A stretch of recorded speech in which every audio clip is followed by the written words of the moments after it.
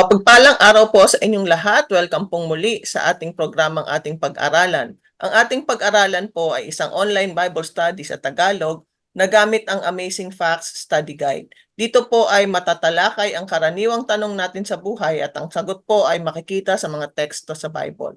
Sa ating pagpapatuloy, para sa ikasiyam na tanong, nagbabala ba ang Biblia sa paggamit ng iba pang mapanganib na sangkap tulad ng tabako? Pastor? Okay po. Sa pagpapatuloy po ng atin pong episode, atin pong lesson po mga minamahal na mga kaibigan, kung anong part 1 ay atin po natalakay ang mga pagkain at mga inumin. Kung inyo po naalala, ang binabanggit po ng Apostol Pablo sa unang Korinto 10:31, ang binanggit niya po doon ay kung kayo man ay uminom, kung kayo man ay kumain, ano man ang iyong gawin, tandaan po natin na tayo dapat ay magbigay ng kaluwalhatian sa Panginoong Diyos. Akin lang po pinaparaphrase.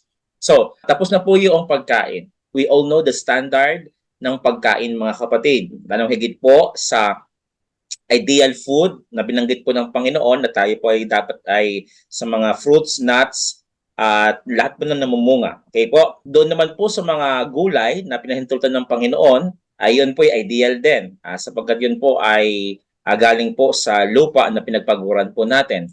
However, nang pumasok po ang kasalanan, nagsimula na po ang pagkain ng hayop or ng laman. Pero meron pong criteria or standard na binigay ang Panginoong Diyos.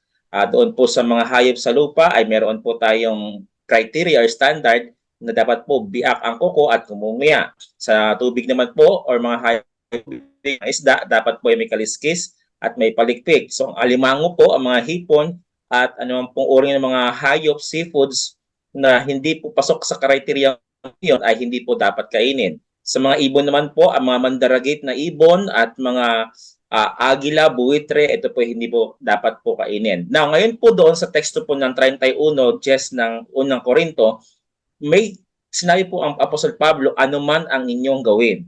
So, ibig sabihin, ito po'y labas na sa pagkain, ito po'y labas na sa inumin. Now, ano man po ang inyong gawin. So, ito pong tabako, mga kapatid. Tandaan niyo po ito. Listen to this. Ang tabako ay part ng anuman ng inyong gawin. In other words, ito ay substance na nakakaapekto sa ating katawan since ito po'y atin pong ito po'y ginagamit ng iilan or ng karamihan na highly affected ang kanila pong katawan. And the Bible told us, anuman ang inyong gawin ay dapat nagbibigay kaluwalhatian sa Panginoon. Bakit, mga kapatid? Kasi po, dito po sa aklat ng 1 Korinto 3:16 and 17, ang binabanggit po dito, hindi ba ninyo alam na kayo'y templo ng Diyos at naninirahan sa inyo ang kanyang espiritu? Paparusahan ng Diyos ang anumang magwasak ng templo niya, sapagkat banal ang templo ng Diyos at kayo ang templong iyan. Mga minamahal na mga kaibigan, very profound and very clear ang banggit po ng Panginoong Diyos through Apostle Paul na tayo po, ito pong atin pong lamang lupa, ito pong atin pong katawan, ito po ay templo ng Diyos. Dito daw po nananahan ang banal na espiritu.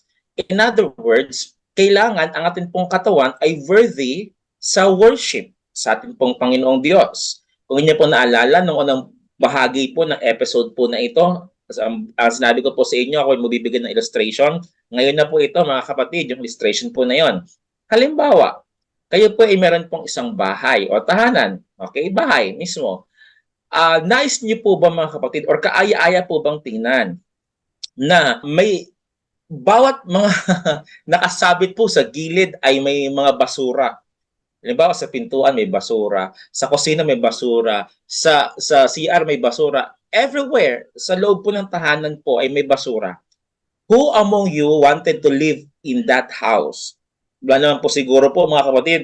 Now, same with the Holy Spirit. The Holy Spirit cannot afford to live in a body in which He consider us a temple na marami pong mga substance or marami pong mga things na hindi po kaaya-aya. Okay, katulad po ng mga nicotine or yung pong nicotine na nakukuha sa tabako or sa mga sigarilyo. Friends, hindi po ito kaaya-aya sa Panginoong Diyos. Okay? Sapagkat kayo po, sabi nga po ni Apostle Pablo later on, we will talk about that thing, na tayo po ay binili in a price na very precious because the Son of God died for us. However, sabi po ni Apostle Pablo, offer your bodies as a living sacrifice sa Romans chapter 12, verse 1. So mga minamahal na mga kaibigan, ano ba ang ating pong ginagawa sa ating pong katawan? Worthy po ba ito sa worship ng Panginoon? Alam niyo po ba, ang nicotine, ito po isang addictive substance na kanya pong inaalipin ang mga tao. Now, I'm not a doctor, I'm not a medical doctor, or neither I'm not in the field of medicine, mga kapatid, mga kaibigan. But my point here is this. Everybody knows the danger ng nicotine or substance na addictive na dinadala po ng sigarilyo. Alam niyo po, napakatuso ngayon ng sanlibutan, napakatuso po ng kaaway. Kasi sabi ng kaaway, okay, kasi po, kung pupunta po kayo sa mga pamilihan or sa 7-Eleven or saan man pong sari-sari store, nakikita ko po, bawat kaha ng sigarilyo ay meron na po nakalagay na picture ng mga sakit na naidudulot. Very ironic mga kapatid. May bawat kaha ng sigarilyo, may mga sakit na picture po doon, mga tumor, etc. Pero may bumibili pa rin. According po sa Matthew chapter 4 verse 10, you shall worship the Lord your God and Him only. Wala po tayong ibang sasambahin kundi ang atin lang pong Panginoong Diyos, hindi ang mga addictive substances, mga minamahal kong mga kaibigan. So, ang tabako, okay, ay may kinalaman po sa ating health. Kaya naman po ito po part na ating pong topic po ngayon. Hindi lang po pagkain, inumin, maging ang mga bagay na ini-insert or atin pong pinapasok sa ating pong katawan, maging sa ating pong baga, yung usok. Ito po hindi po karapat-dapat sa atin pong Panginoong Diyos. Okay? Ano pa? Sabi po dito, the use of harmful substances waste money. Talagang nakakasayang po ng pera. Ano bang magandang naidulot po ng mga kapatid? Sabi ng mga barkada ko po noon, kasi pag ikaw yung nagarilyo, it makes you a man. No. Mga minamahal na mga kapatid, it doesn't make you a man pag ikaw pinanigarilyo. It makes you what? Sick. Ikaw po yung magiging masakitin sapagkat ginagamit po yung mga harmful substances po na yon. Of course, yun po yung mga harmful na substances po na yon ay nakakapagpaikli ng atin pong mga buhay at lalong higit po nakakapagpahina sa atin pong abilidad na mag-discern. Kaya nga po may mga tao na bakit clouded ang kanilang decisions because ang kanila pong katawan na which is supposedly templo ng Panginoon ay clouded na po or punong-puno na po ng mga basura sa loob. So, since ang katawan natin punong-puno na po ng basura sa loob, the Holy Spirit in which the one who dictates us to do good ay hindi na po niya kayang manirahan. So, who will dictate us or who will teach us the things natin pong gagawin na tama? Wala. Salamat po, Pastor. Sa ikasampung tanong, ano ang ilan sa mga simple ngunit mahahalagang batas ng kalusugan na matatagpuan sa Biblia? Pastor? Alam niyo mga kapatid, meron pong 11. Okay? Medyo mahaba-haba po itong part po na ito. 11 principle, simple principles na tayo po ay mamumuhay ng not extravagant but a happy life. In terms na tayo po ay magkakaroon ng in a way na tayo po ay healthy sa lahat po ng bagay, lalo higit po sa ating pong kalusugan. Okay? Number 1, eat your meals at regular intervals. Okay? Huwag daw po tayong kumain. Alam niyo po, ako nung nakaraang linggo po ay ako po galing po sa Laguna, nagkaroon po kami ng health seminar. Ako po talaga tinamaan. Ako po guilty kasi nga po, not just the doctors who are recommending but also the science or even the Bible in the spirit of prophecy, do not eat merienda or yun pong tinatawag sa spirit of prophecy na eating between meals. Mga kapatid, hindi po ito advisable kasi po yung between meals, imbis ng katawan mo or digestive system mo ay magpapahinga, hindi makapagpahinga kasi may in-insert ka ulit. So, buong araw siyang nagpapagod kasi imbis na siya po ay magpapahinga na, darating na po ang tanghalian or ang merienda, patuloy siya nagda-digest. So, napapagod po siya. Now, sabi po dito, eating animal fat or blood. Sa Ecclesiastes chapter 10 verse 17, feast at the proper time. Okay? Ito po yung pinagbabawal po na magkaroon tayo ng mga animal fats or mga blood na talagang, in fact, the Bible told us, let me repeat once again po mga minamahal na mga kaibigan, hindi po ideal ng Panginoon para sa atin ang pagkain ng karne. It's because it's high in cholesterol. Again, I'm not a doctor, but the science have proven na ang mga animal fats are high in cholesterol. Question, ano po ang cholesterol po mga minamahal na mga kapatid? Simple lang. Ito po ay excess na fats or taba na hindi po nagbibigay kapakinabangan sa ating pong katawan. The problem is, ito po ay nagbibigay po ng bara sa mga kaugutan po natin. Madalas tayo pinagkakaroon po ng hypertension or high blood pressure. It's because ang ating po mga kaugatan ay so much ang pagbabara ng mga high fat na cholesterol.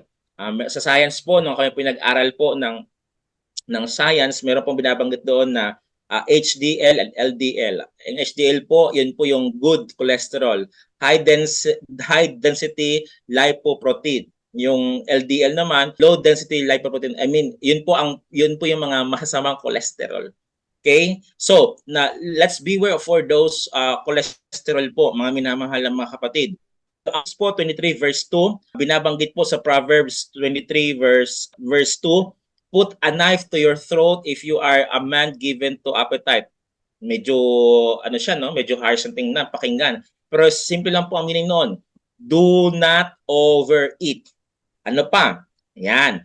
Aside sa mga pinapasok po natin sa ating pong katawan, okay po, the Bible is also warning us from the emotions na hindi po kaarapat-dapat or kaaya-ayang i-possess ng isang Kristiyano o ng isang mananampalataya. Example, yun pong tayo po yung nag-harbor ng envy or ng grudges. Ano po yung envy? Yung inggit. Ano po yung grudges? Yun pong galit. Yung para bagang ayaw mo nang patawarin ang isang tao. Ang Proverbs po, 14 verse 13, nagsasabi po, ito po ay hindi po karapat-dapat because it rottens our bones. Tandaan po natin mga kapatid na ang mga emotions or yung mga galit, yung mga inggit, etc., yung mga tinatawag sa social media po ngayon na bad vibes, hindi po ito kaaya-aya sa pag-uugali ng isang Kristiyano. So, package po ang ating pong pag-aaral po sa lesson 13 po na ito. It is not just about the things natin pong kinakain, iniinom, or ini-inhale, but it also feeds our soul, our emotions, our mental health. Tinuturuan po tayo ng episodes po na ito na maging careful din po tayo in this area sa mental, sa emotions po natin. Because the Lord wants us, mga kapatid, na tayo po ay magkaroon ng isang whole life. Okay? Yung wholesome life na ikaw at ako ay hindi lang po malusog physically but mentally tayo po ay malusog. Ano pa? Ang binabanggit po dito, let us have a cheerful and happy disposition. Ang sabi nga po mga kapatid sa aklat po ng Kawikaan 17 verse 22.